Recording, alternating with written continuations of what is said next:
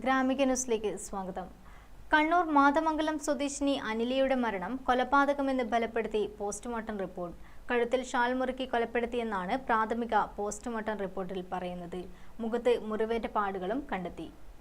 ദുരൂഹ സാഹചര്യത്തിൽ മരണപ്പെട്ട അനിലയുടെ പ്രാഥമിക പോസ്റ്റ്മോർട്ടം റിപ്പോർട്ടിൽ കഴുത്തിൽ ഷാൾ മുറുക്കി കൊലപ്പെടുത്തിയെന്നാണ് പറയുന്നത്. മുഖത്ത് ഭാരമുള്ള വസ്തു ഉപയോഗിച്ച് മർദ്ദിച്ചതിന്റെ മുറിവുകളും കണ്ടെത്തി. അതേസമയം അനിലയുടെ കൊലപാതകത്തിൽ കൂടുതൽ പേർക്ക് പങ്കുണ്ടെന്നാണ് ബന്ധുക്കളുടെ ആരോപണം. കൊലപാതക കാരണം എന്താണ് എന്ന സൂചനകളിലേക്ക് എത്താൻ അന്വേഷണ സംഘത്തിന് സാധിച്ചിട്ടില്ല. സുഹൃത്തായ സുദർശൻ പ്രസാദ് യുവതിയെ വിളിച്ചുവരുത്തി കൊലപ്പെടുത്തിയ ശേഷം ആത്മഹത്യ ചെയ്തതായാണ് നിഗമനം. മൂക്കിൽ നിന്ന് കുമിളകൾ വന്ന നിലയിലും കൺതടത്തിന് താഴെ ചോരയൊഴുകുന്ന നിലയിലും മലർന്നു കിടക്കുന്ന അവസ്ഥയിലായിരുന്നു അനിലയുടെ മൃതദേഹം. ശനിയാഴ്ച അനിലയെ കാണാതായതിനെ തുടർന്ന് ഭർത്താവ് പെരിങ്ങോം പോലീസിൽ പരാതി നൽകിയിരുന്നു. കാണാതാകുമ്പോൾ ധരിച്ചിരുന്ന വസ്ത്രങ്ങളെല്ലാം മൃതദേഹത്തിൽ ഉള്ളതെന്ന് അന്വേഷണത്തിൽ കണ്ടെത്തി. അനിലയുടെയും സുദർശൻ പ്രസാദിന്റെയും അടുപ്പത്തെ ചൊല്ലി പലതവണ പ്രശ്നങ്ങൾ ഉണ്ടായിരുന്നെന്നും തുടർന്ന് ആ ബന്ധം ഒഴിവാക്കുകയായിരുന്നെന്നും ബന്ധുക്കൾ പറഞ്ഞു. സംഭവത്തിൽ അന്വേഷണം പുരോഗമിക്കുകയാണ്. News desk Gramika.